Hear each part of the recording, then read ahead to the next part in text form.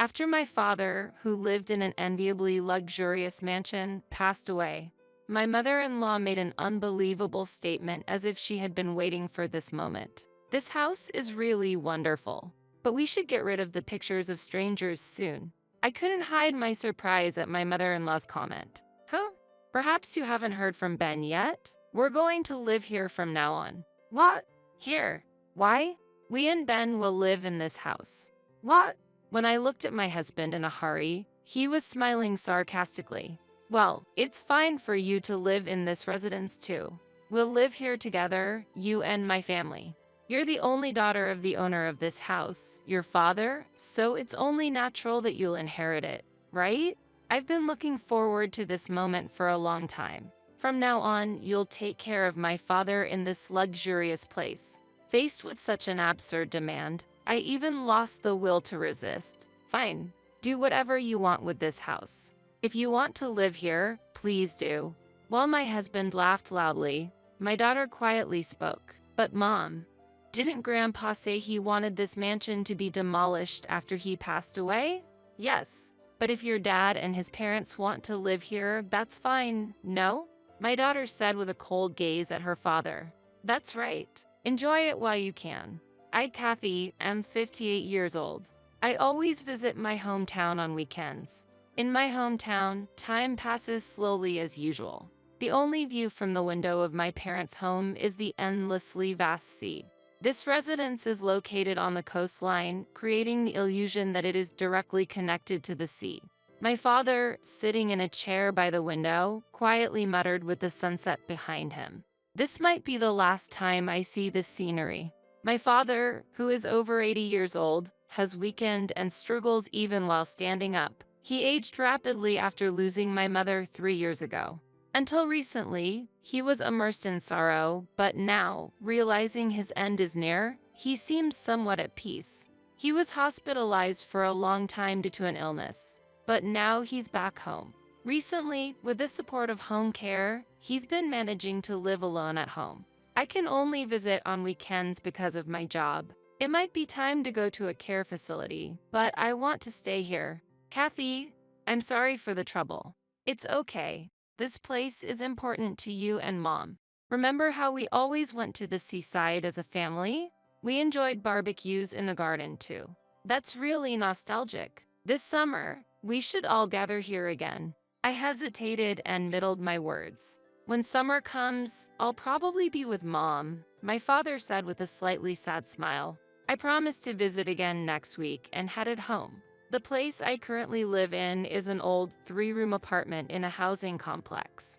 Whenever I leave my hometown, I feel oppressed by the cluttered and narrow space in my apartment. It's mostly filled with my husband's belongings, which are more like long-abandoned unnecessary items.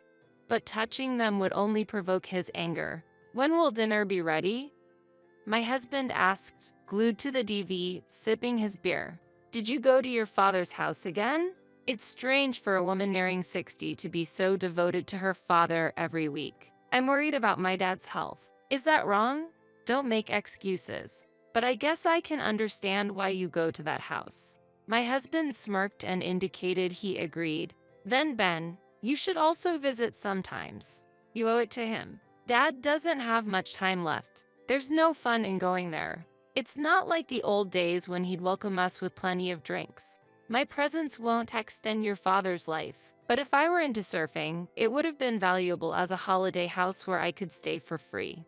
That mansion is truly magnificent. My husband, clearly not the surfing type, laughed while lying down. Even such a sarcastic husband always spoke highly of my family home. There's no doubt that it was a magnificent mansion. I didn't particularly notice it growing up, but as an adult, I came to realize the luxury of my childhood home. The third-floor living room, bathed in light, was spacious enough for children to play chase. My parents, who were very sociable, had a total of 5 rooms on the first and second floors, often hosting friends. As a child, I had many happy memories from sleepovers with friends. My parents were always cheerful and welcoming to everyone. But now, it's okay. I'll just visit with Abby sometimes. Do you not think that inconveniences me? Planning to leave me with nothing but cold leftovers? If you must visit your folks, I lead out. Just give me $100 for the meal. My whole body suddenly became hot. Staying any longer with my husband, I feared I might blurt out angry words, so I quietly escaped to the bathroom. Washing my face roughly, I tried to mask my rage. But looking at the mirror, I was shocked to see my reflection. I looked older than I had imagined. I work full-time during the week and spend weekends visiting my father. But I'm busy with household chores even then. My daughter, Abby, is in high school and doesn't require much attention. But it seems my fatigue has been accumulating without my notice. At what point will this lifestyle end? I thought, with my husband's face flashing across my mind. It looked like he was the main source of my exhaustion. At that moment, my cell phone in my pocket began to ring. It was my mother-in-law, persistent by nature, calling repeatedly until I answered. Despite having a bad feeling, I pressed the answer button. Hello, Kathy? I heard that you have been leaving Ben behind to visit your hometown frequently. Who's taking care of Ben while you're away? She accused without pause. You have always neglected Abby when working, and now you're neglecting your husband too? What a terrible wife. My husband must have shared his grievances with her. To him, his mother was an unwavering supporter. I'm sorry, but my father has been unwell, so I'm dedicating my weekends to caring for him. If he's unwell, he should be in a facility or hospital. But that would be a financial burden. But then again, it'd be problematic if he died alone in that house. Sigh, having one's life unnecessarily prolonged is also troublesome. She probably knows that my father's time is limited. Yet, such remarks filled me with disdain beyond anger. Fortunately, my daughter was supportive, frequently accompanying me to visit my father and helping with simple chores at home. Only my husband was indifferent to chores like dealing with laundry left out in the rain. He saw household tasks as the wife's responsibility and never helped. Moreover, he recently complained about the cooking being lousy and dust accumulating at home. I couldn't help but think, is visiting my father once a week too much? These were clearly the result of his sarcastic remarks on my visits home, but I didn't want to have regrets. Months passed, and my father peacefully left this world. One morning, while my daughter and I were visiting my father, we found him collapsed on the third-floor balcony. His favorite spot, the expansive balcony, offered an unobstructed view of the sea. I'm glad he got to spend his last days at home, as he wished. The funeral proceeded hastily, leaving little time for mourning. In the end, Ben and the in-laws didn't bother to attend, did they? The funeral was set on a weekday, so my husband said he had work, and the in-laws declared, if Ben can't go, we won't attend either. However, upon returning to the mansion after the funeral, my husband and in-laws were there. Did you finish work early to come here? If you were quicker, you might have been able to send off my father. I'm not interested in that. What? Then why are you here? My husband confidently sat down onto the sofa in the living room. The in-laws, who hadn't visited in a long time, meticulously inspected the house, even turning picture frames on the shelves face down. This house is really wonderful, but we should get rid of the pictures of strangers soon. I couldn't hide my astonishment at my mother-in-law's comment. Huh? Perhaps you haven't heard from Ben yet? We're going to live here from now on. What? Here? Why? We and Ben will live in this house. What?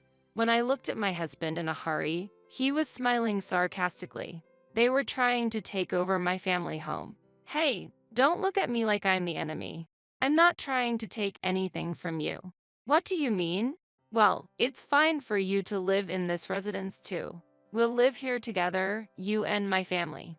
You're the only daughter of the owner of this house, your father, so it's only natural that you'll inherit it, right?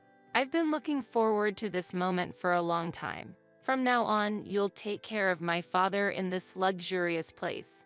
His demand was absurd. Struggling to find words, my father-in-law spoke as if it were obvious.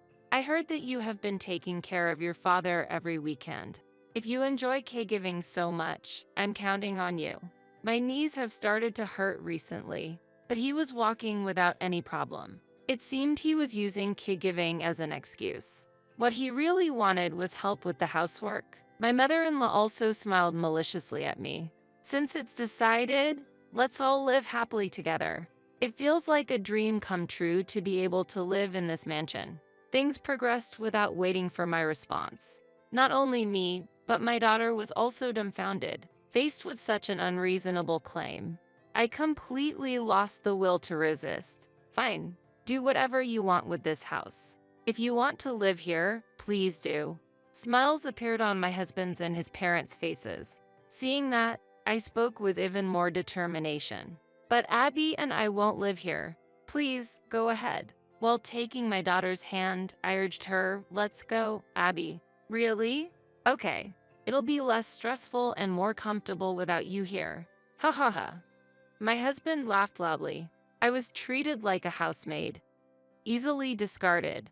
Apparently, just acquiring the mansion was satisfying enough for them. They were laughing loudly. While my husband laughed, my daughter quietly spoke up. But Mom, didn't Grandpa say he wanted this mansion to be demolished after he passed away? Yes. But if your dad and his parents want to live here, that's fine, no? My daughter said with a cold gaze at her father. That's right. Enjoy it while you can. 3 months later, the situation drastically changed. The house is in trouble. My husband urgently contacted me. When I rushed to the scene, it was just as I expected. The house was leaning. The walls were cracked. Why is this happening? More notably, the vast terrace connected to the third-floor living room was gone. Where did the terrace go? I asked. We removed it because your father passed away there. We wanted to get rid of the discomfort. That's why the house is leaning. The house leaning is related to the removal of the terrace? That can't be. At this rate, the house might collapse. Hearing that, I sighed quietly. The plan was to demolish this house after my father passed away, so it doesn't matter if it's falling apart. It can't be okay if it's falling apart. We are living here. My husband and in-laws blamed me. They still didn't seem to understand how serious the situation of the house was. My mother-in-law approached me aggressively. How can you say it's okay if it's falling apart? It's your irreplaceable childhood home, Kathy. Do something about it. There's nothing I can do. This house is infested with termites, I explained, and they shook their heads in disbelief. After losing my mother, my father lost his drive and was unable to maintain the house. He was in the hospital for a while, and the house was untouched for about 2 years. I ventilated it occasionally, but I never noticed any termite infestation. Although the house looked splendid from the outside, the interior was crumbling. When my father and I learned about it, we were initially shocked, but my father quickly changed his perspective. What's important is not the building itself, but that the memories continue to live in our hearts, he said. My father's remaining time was short, and he accepted the house's condition without making any special efforts, as his days in it were numbered. No matter how damaged, the house wouldn't collapse immediately unless there was a major earthquake. However, removing the balcony might have caused the house to lose its balance, I mentioned, and my husband turned red with anger and yelled, "How dare you leave us in such a dangerous house?" My mother-in-law continued, "We were deceived by you. You lured us into living in this crumbling ruin. What were you scheming? Such a wicked daughter-in-law." Despite being harshly criticized, I didn't offer them the house myself. You forcibly took it over, and now that there's an issue, it's my fault? I don't recall encouraging you to live here. If you're dissatisfied, feel free to leave. We don't want this rundown house. We'll move out immediately. My mother-in-law glared at me, her harsh words unending. The house was luxurious only in appearance and no substance. As compensation for deceiving us, you should pay for our moving costs. Fortunately, we haven't unpacked yet and most of our belongings are still on the first floor. I want to leave this place quickly. Are you by any chance using the large room next to the entrance as a storage space? Yes, that's right. You left your belongings in that room? Oh dear. My mother-in-law, puzzled by my reaction, stared at me. Sensing something from my troubled look, she quickly ran down to the first floor. Soon after, we heard a scream, "Ah!" I found my mother-in-law looking depressed in the storage room on the first floor. Did you know the room was moldy? Since my father became ill and the house was vacant for a long time, this room became prone to mold due to the dampness of not getting enough sunlight. As expected, the cardboard boxes were damp and the bottoms were covered in mold. My luxury bags. My mother-in-law lifted a mold-covered bag. Wait a minute, my precious records. My father-in-law's record covers were also damaged by mold. What about my comics? Their valuable items were all moldy. Naturally, their anger was directed at me, but I refrained from arguing. You were the ones who occupied this house without permission. They eventually gave up on their mold-infested belongings and returned to the cluttered three-room apartment. The three of them headed to that apartment because the in-laws' former apartment had already been given away. Huh? It's messy as usual but seems somewhat tidier. My husband muttered, tilting his head. My daughter and I passed by my husband and left the house. Maybe it looks spacious because all our stuff is gone. We're leaving this place. What? My husband was surprised. Yes. And I want you to sign this document, I said, handing him the divorce papers. As my husband raised objections, my in-laws yelled, "Ditch that woman." And I managed to get the signature. In those 3 months, my daughter and I found a new home and prepared for the divorce. The moment they showed their true colors, I felt relieved to sever ties with them. Their scheme to take over my family home ended in a monumental failure as the house collapsed. I heard that my hot-tempered in-laws and husband were constantly fighting in their small apartment. Just a few days after the divorce, it already felt like a distant world to me. The leaning family home was eventually demolished. The grand mansion I inherited from my father gave me the courage to take a new step forward, despite my grievances with my husband. It prompted the change I was hesitant to make. Now, 10 years later, I live together with my daughter's family in our new, small house by the sea. Grandma, let's go to the sea, my grandchild said. All right, everyone, have you got your hats and floaties ready? Then let's go, I responded, and as my grandchildren pulled my hands, we headed to the sea once again.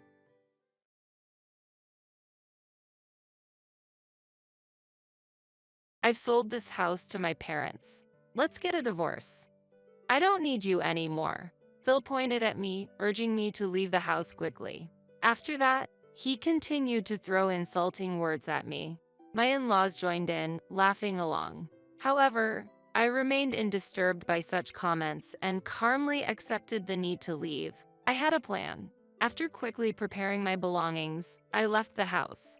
Those three still didn't understand the true hardship that was about to unfold. My name is Rachel Wagner. I'm in my 50s.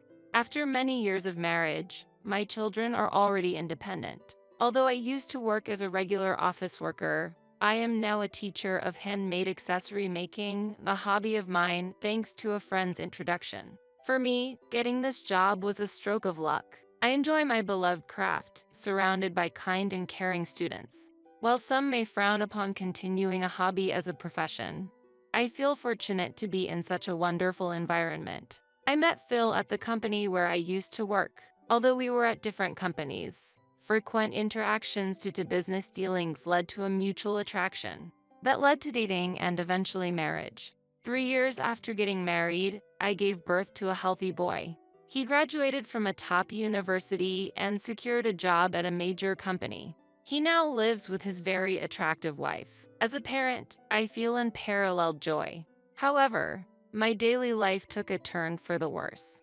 Decades into our marriage, with our child out on his own, Phil's once gentle nature had vanished. Hey, Rachel, isn't dinner ready yet? Before I knew it, I was being treated like a convenient housekeeper, constantly ordered and directed. Worse yet, his demands changed daily.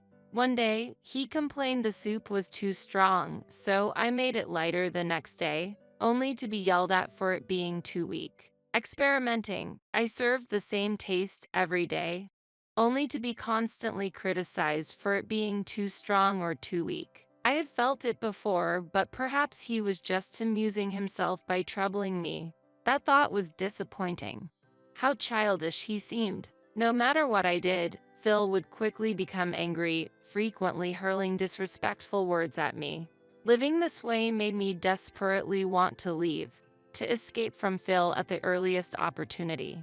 I've thought about it countless times since he changed, but there's a reason I can't leave. It's because of an outstanding mortgage. Phil quit his job suddenly without reason and now spends his days idly at home.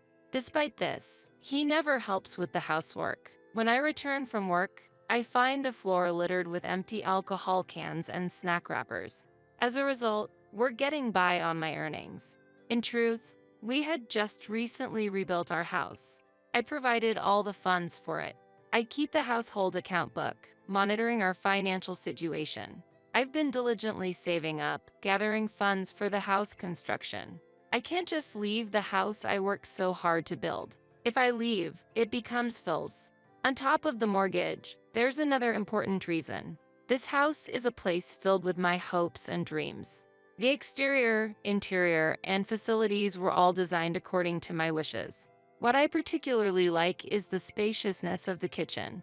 Our kitchen is very spacious, making it a comfortable environment for cooking. During meetings with the designer, Phil frequently interjected his opinions, but when I firmly said, I'm providing the funds, so I'd like my wishes to be considered a bit, he fell silent. Months passed, and despite various difficulties, our house was finally completed. Not all my wishes could be met due to budget constraints, but still, our ideal home was built. I am very satisfied with the outcome. However, on the flip side, we ended up with a large mortgage due to going over budget. Having a substantial mortgage in my 50s is tough, but thinking about my dream home gives me strength. Despite it being a new home, Phil seemed dissatisfied that his opinions weren't much reflected. He complained, "This facility is unnecessary. It's a waste of money." But he gradually stopped grumbling when I ignored him. Instead, he started to leave trash around and deliberately dirtied the room. Was it out of spite? When will this situation improve? These thoughts weigh on me as I go through my days. A few months after building the house, the doorbell rang unexpectedly. There were no visitors scheduled for today. Who could it be? As I started to move slowly towards the entrance, Phil suddenly stood up as if he realized something and hurried toward the door. There was a sense of anticipation in his behavior. After a while, cheerful and lively conversation could be heard from the entrance, growing louder over time. When the living room door opened slowly, unexpected visitors were there. What? Father and mother. Yes, there stood my somewhat difficult to handle father-in-law, Henry, and mother-in-law, Debbie. When we first met, they had thrown demeaning words at me. At our wedding, they even complained about trivial things. Their interference continued afterward, causing me much distress. Recently, our contact had decreased, and I thought we had found some peace. But then this visit happened. Even though I politely said hello, they passed by as if I was air, deliberately bumping into my shoulder. "Look, isn't this house wonderful? I want you to see various things here." Phil eagerly spoke. "What a nice house. How happy one must be living in such a lovely place. The kitchen is so spacious and functional," exclaimed my mother-in-law. "Indeed, it's enviable. I can see why you two would be comfortable here," praised my father-in-law. Phil showed them around the house, explaining features that piqued their interest. When they returned to the living room, there was a satisfied smile on my in-laws' faces. However, in contrast to the cheerful atmosphere, Phil scolded me loudly. "Hey, aren't the coffee and snacks ready yet? How can you make my parents wait?" Rushed by his angry voice, I hurried to prepare the coffee and snacks. But since there was no prior notice of the visit, I had to serve whatever snacks I had on hand. This made them upset. What kind of joke is this when your husband's parents are visiting? Really, always a petty woman. They expressed their dissatisfaction but finished all the coffee and snacks provided.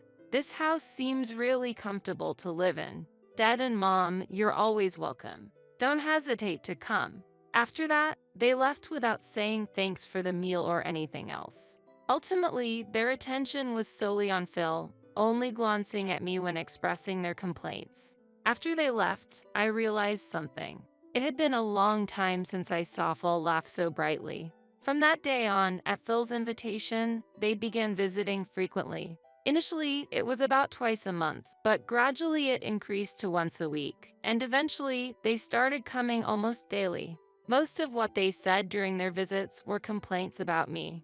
Phil never defended me. He just nodded along with his parents' remarks. He even agreed with his parents' opinions and complained about me. Rachel really doesn't listen to what I say. It's troubling me. Rachel is really a high-maintenance person. I felt it since we first met, but to see her troubling my son like this, I never intended to trouble them. In fact, I am the one who is troubled. Yet, I couldn't convey this and merely apologized. Their visits seemed to continue. I couldn't be sure because they visited when I wasn't around, and I didn't see them every day. Nevertheless, they seemed to drink alcohol during the day, and when I came home, empty cans were scattered on the floor. The newly bought rug had stains from spilled drinks. Could you at least clean up the empty cans? The new house smells of alcohol, and there are stains on the floor, which is troublesome. Quiet. You should just keep earning money in silence. Just do as I say, okay? Understand? Really now. It seemed he didn't realize who was earning the money for the alcohol. Besides alcohol, Phil also spent money on gambling. Occasionally, I would find crumpled betting tickets next to the alcohol cans. When I realized Phil was gambling, I tried to advise him. We didn't have financial leeway in the first place. If he continued to waste money on gambling, our situation would only worsen.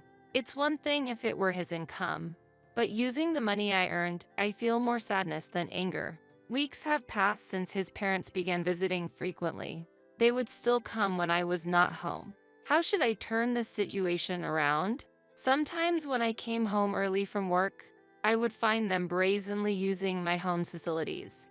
I let out a surprised "ah," and when they noticed me, they clicked their tongues. My presence seemed to be an annoyance to them. Yet, this is my place. There's no reason for me to be treated as an unwanted presence. How should I overcome this difficult situation? I was already at my limit taking care of Phil, let alone dealing with his parents. Finally, I decided to confront Phil and his parents and began to formulate a plan. A few weeks later, they unusually visited while I was home. "Hello. It's rare for you to come when I'm here," I said sarcastically, and they gave me a sharp look. "If we knew you were here, we would have changed our visiting time. You always look so unremarkable." It was clear that my presence made them uncomfortable. They brushed past me and entered the living room confidently. "There you are. We've been waiting."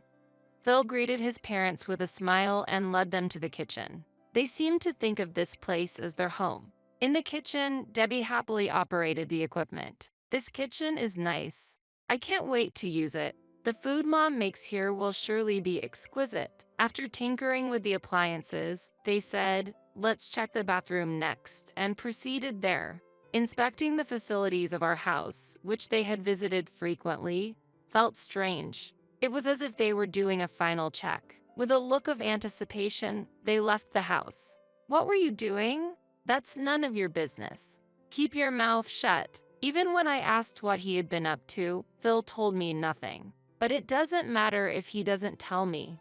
The reason is that I was fully aware of what Phil and his parents were planning. Phil tried to keep his plan from me, but his attempts were so comical that I couldn't help but smirk when he wasn't looking. 1 week later, when I returned from work, a large truck was parked in front of our house. It had "Moving Center" written on its side. When I made eye contact with Phil standing next to the truck, he completely ignored me and went inside the house with the movers.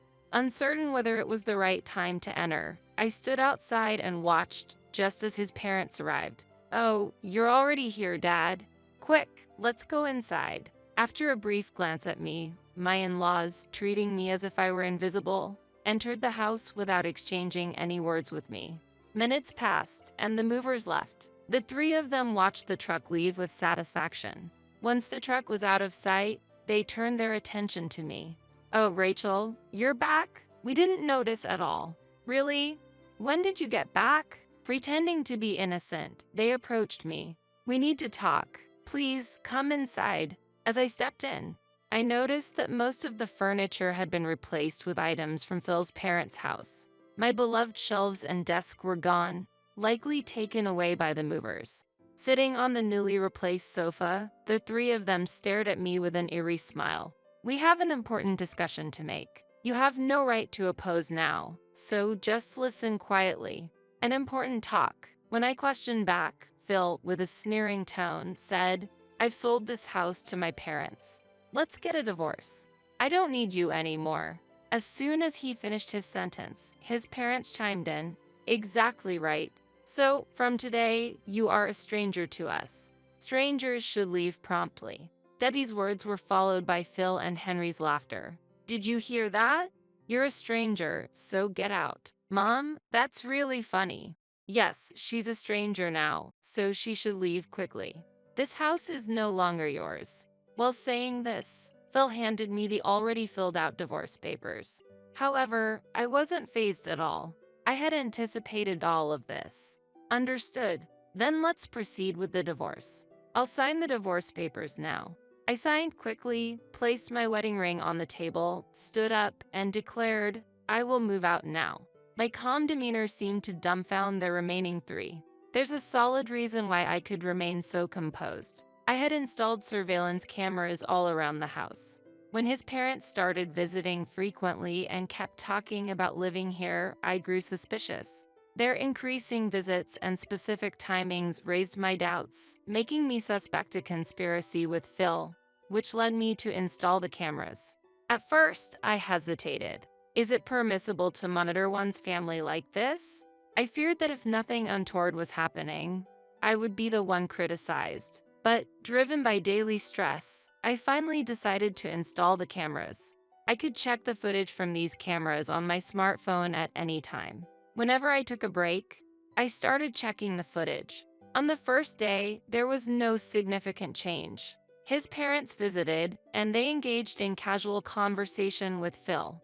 The focus of the conversation was Phil's daily grievances, and his parents just nodded sadly. "So you've been feeling that way. Truly, she is no good, causing her husband such distress." The video also captured their voices clearly. Have they forgotten who have been supporting the household?